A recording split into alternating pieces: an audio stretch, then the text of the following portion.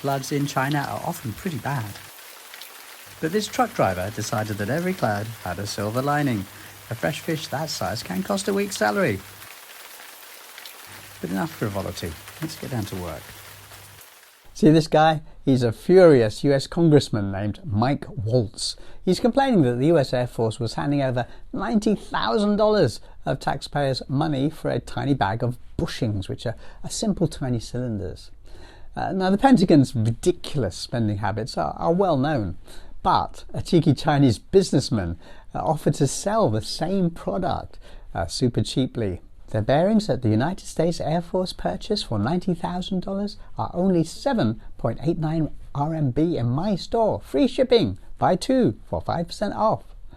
Okay, now that's good for a laugh, but there's a serious side to all this.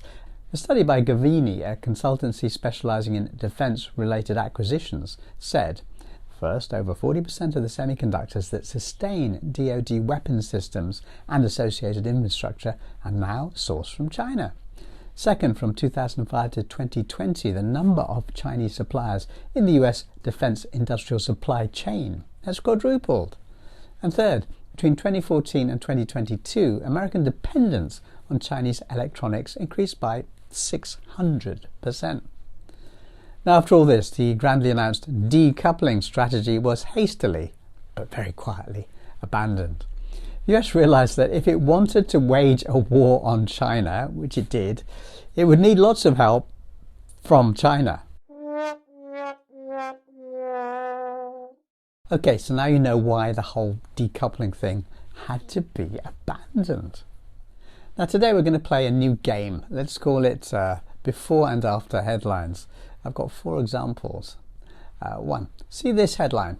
Ukraine has lost the war. Fox News just reported. That's interesting because if we look back exactly 2 years, we find this headline.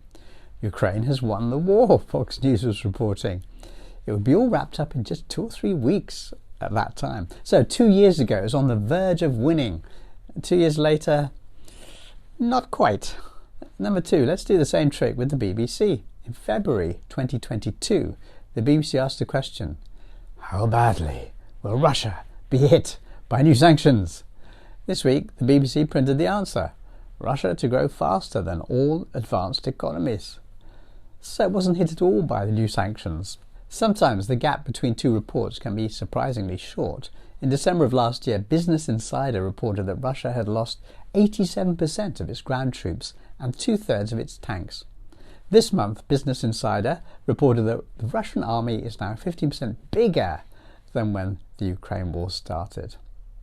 I'll give you one more example. In 2017, Forbes printed this.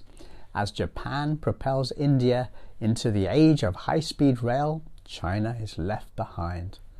Left behind? Really? In 2024, there are loads of headlines on this topic, but let's make our own report with the exact numbers, comparing the amount of high-speed railway lines built in India and China today. India, 0 meters, 0 centimeters, and 0 millimeters. China, 40,000 kilometers. So, not exactly left behind then, Forbes writers, right? What does all this show us? Well, you can read anything you like in the Western media. I won't stop you. But whenever you see a report about Russia or China, read the headline and then assume that the opposite is probably true. Peace.